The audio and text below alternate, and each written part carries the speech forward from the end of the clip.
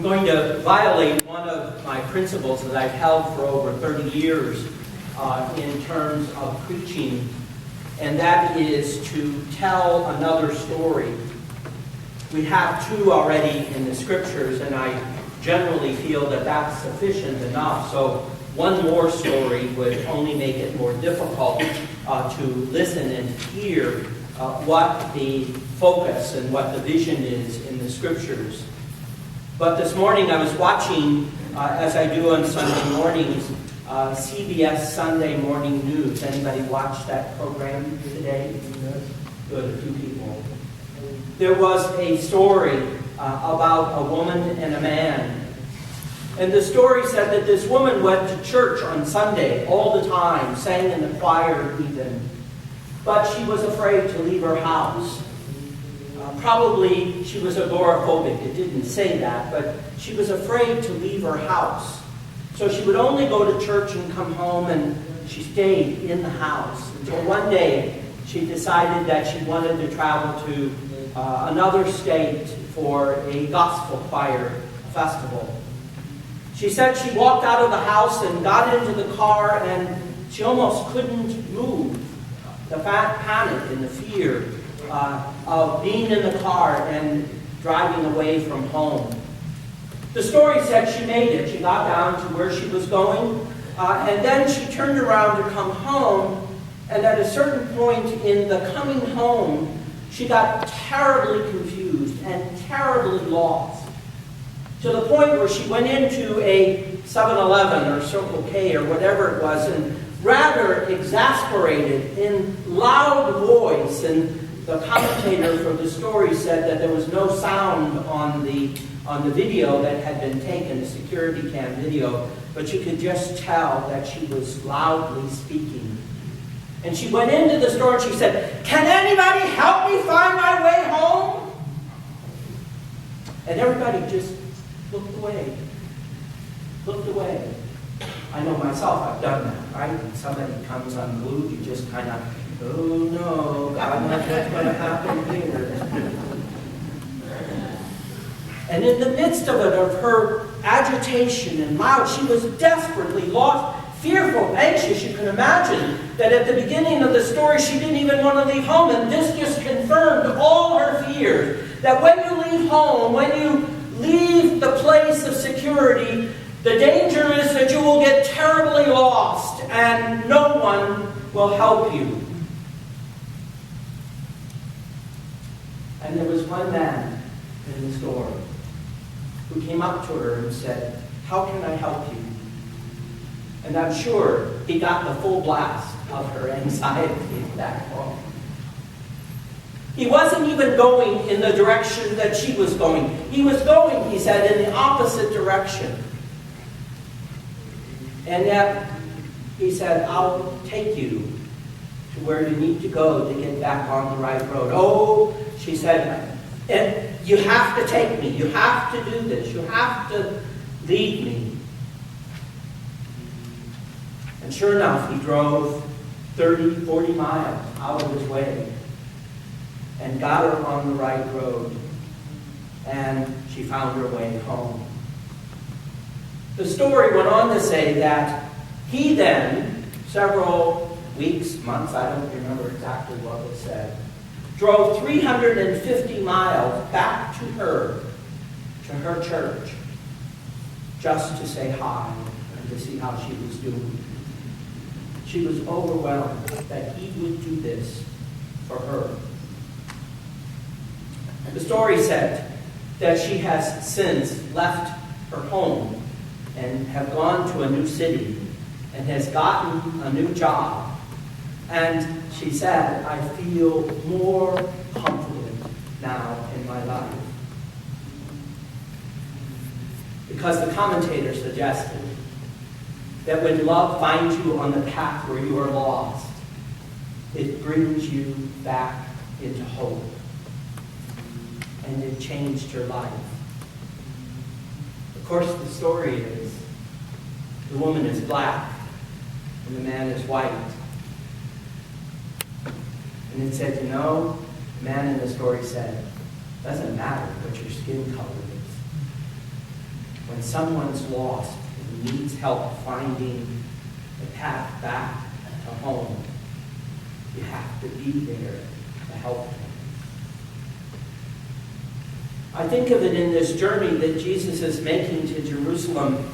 And today, in the midst of everything that's going on around us in the world, and I know it's been true for myself, that sometimes that exasperation, it's like it's coming apart. The world is just declining into hate and anger and fear, and it's like all of that security of home. I'm sure over the past 7 years that I've been pastor here, there have probably been times that you have even felt that about the congregation, that it's coming apart. It's just not the same. We're not home anymore, and we're lost. And the journey seems like a journey that many have not wanted to take because they are fearful and anxious. And it's easy to get lost on a path that you're unfamiliar with.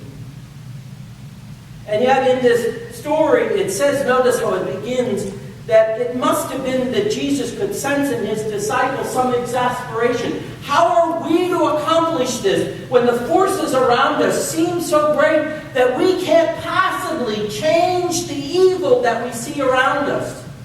How can we ensure that those who are at the edge and the gutters, lost and forsaken by the society and by the world, how can we possibly change that? How will we do more than just simply give a handout to them? How will we ever be able to overcome the world in which we live that is filled seemingly with an intent on destruction? So Jesus says, and I know it's been said in my life, and I probably have said it to some people, just pray harder. Yeah, that's easy for you to say, right? When the wheels are coming off the bus and you're in that store, lost, totally lost, and you already were fearful and anxious about leaving home to end up in a place where you just don't know anybody. It's easy to say, pray often. But this is a great story, isn't it? The widow persists in coming to the judge to ask for justice. Now you have to know that in Jesus' society, in that first century, widows were good for nothing. Widows basically had no rights. They couldn't claim any kind of justice. It would have been better when you lost your spouse, women, for you to go out into the desert and die. Because to stay around in the community, you became a burden upon everybody, including your family. And so widows were at the bottom, only ahead of children in the society. Widows had nothing upon which to stand to claim for any kind of justice. And so for this woman to have the nerve to come to this judge, not once, not twice, but on a regular basis, demanding something that she believed God had given her, justice, that she keeps coming.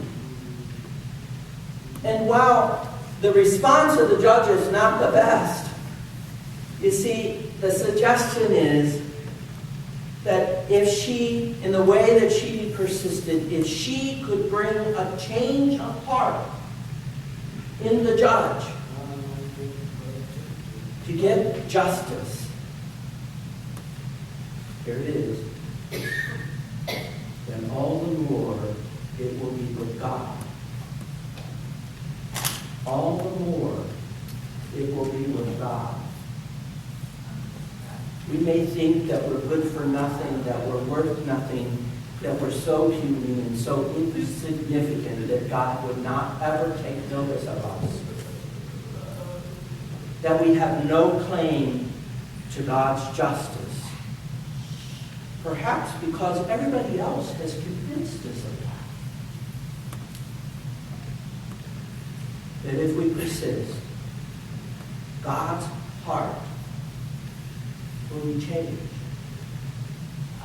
Now that's a strange, bizarre thought for most of us. But God's heart will be so moved by the outcry, by the crying out of someone who is at the lowest economically and politically and socially and religiously too, who should have walked out into the desert to die, that if God's heart is so moved by somebody who by all accounts has no right to make that claim of justice heard, if God's heart is so moved by that outcry from someone so insignificant, all the more God's heart will be moved by our crying out for justice.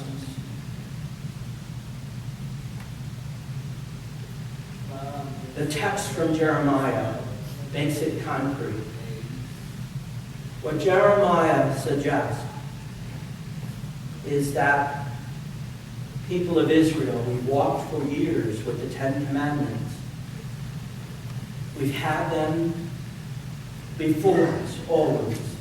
And I think of how many stories, many years ago, the fights that went on in courthouses to get the Ten Commandments up on the walls of the courthouses, as if simply having the listing of the Ten Commandments would ensure justice. And if you look at where those stories come from, they come from the heart of the Bible Belt. And so you would think that people should know better about the Ten Commandments.